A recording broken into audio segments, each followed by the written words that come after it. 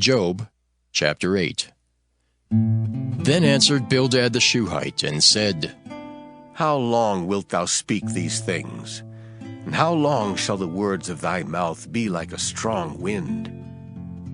Doth God pervert judgment, or doth the Almighty pervert justice? If thy children have sinned against him, and he have cast them away for their transgression, if thou wouldest seek unto God betimes, and make thy supplication to the Almighty, if thou wert pure and upright, surely now he would awake for thee, and make the habitation of thy righteousness prosperous. Though thy beginning was small, yet thy latter end should greatly increase. For inquire, I pray thee, of the former age, and prepare thyself to the search of their fathers. For we are but of yesterday, and know nothing, because our days upon earth are a shadow. Shall not they teach thee, and tell thee, and utter words out of their heart?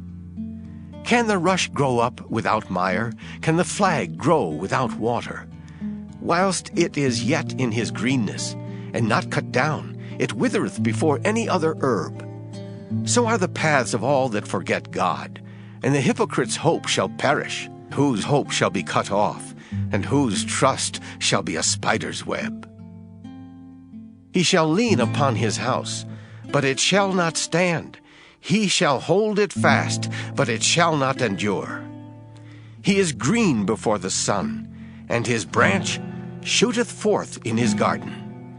His roots are wrapped about the heap, and seeth the place of stones.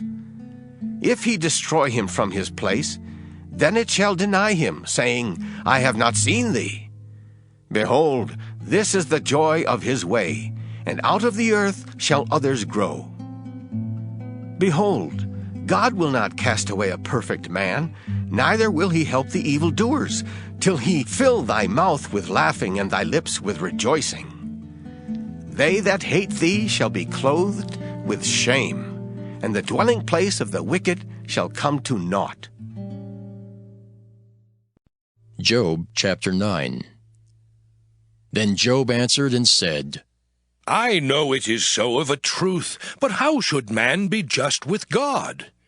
If he will contend with him, he cannot answer him 1 of 1,000. He is wise in heart and mighty in strength. Who hath hardened himself against him, and hath prospered?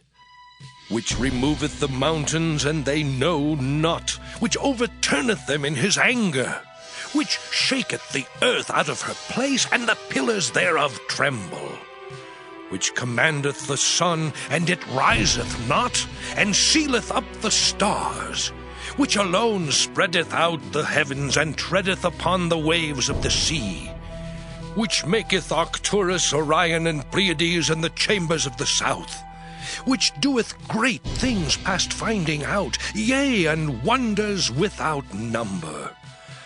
Lo, he goeth by me, and I see him not.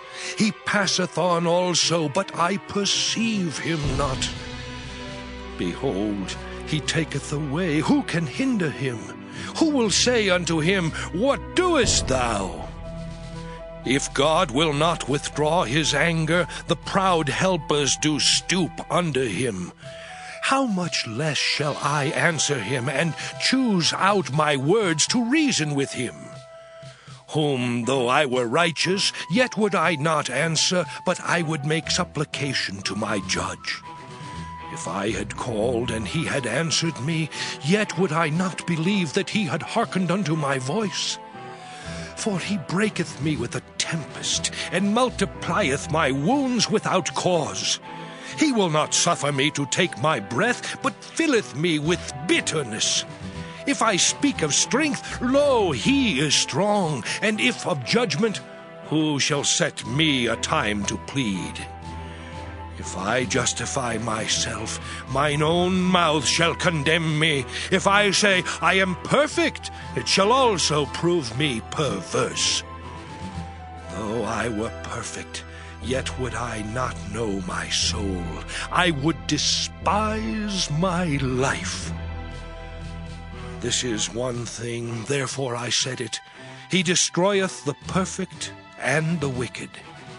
If the scourge slay suddenly, he will laugh at the trial of the innocent. The earth is given into the hand of the wicked. He covereth the faces of the judges thereof. If not, where and who is he? Now my days are swifter than a post. They flee away, they see no good. They are passed away as the swift ships, as the eagle that hasteth to the prey.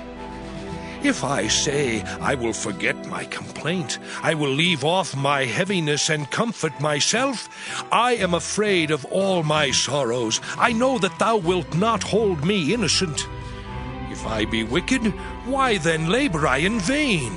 If I wash myself with snow water, and make my hands never so clean, yet shalt thou plunge me in the ditch, and mine own clothes shall abhor me. For he is not a man as I am, that I should answer him, and we should come together in judgment. Neither is there any day's man betwixt us, that might lay his hand upon us both. Let him take his rod away from me, and let not his fear terrify me.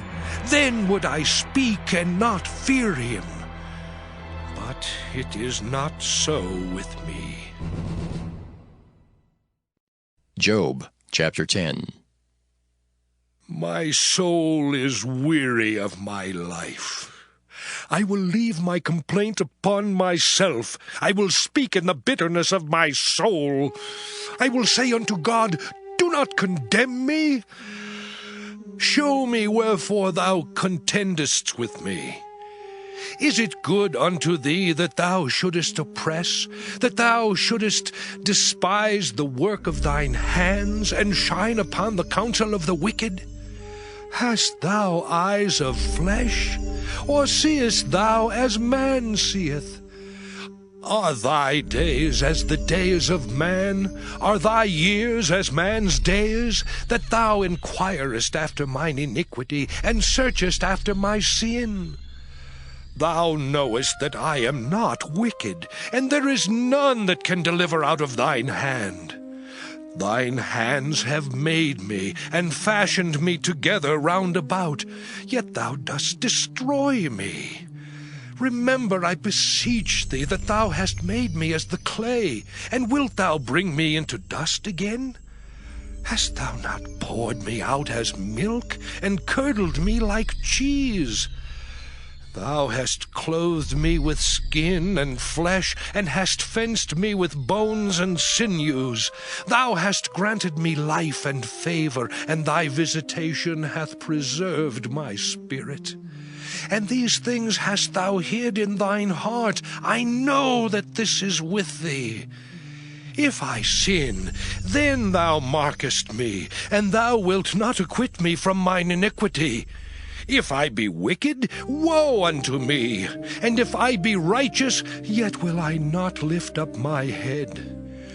I am full of confusion. Therefore see thou mine affliction, for it increaseth. Thou huntest me as a fierce lion, and again thou showest thyself marvelous upon me. Thou renewest thy witnesses against me, and increasest thine indignation upon me. Changes and war are against me. Wherefore then hast thou brought me forth out of the womb?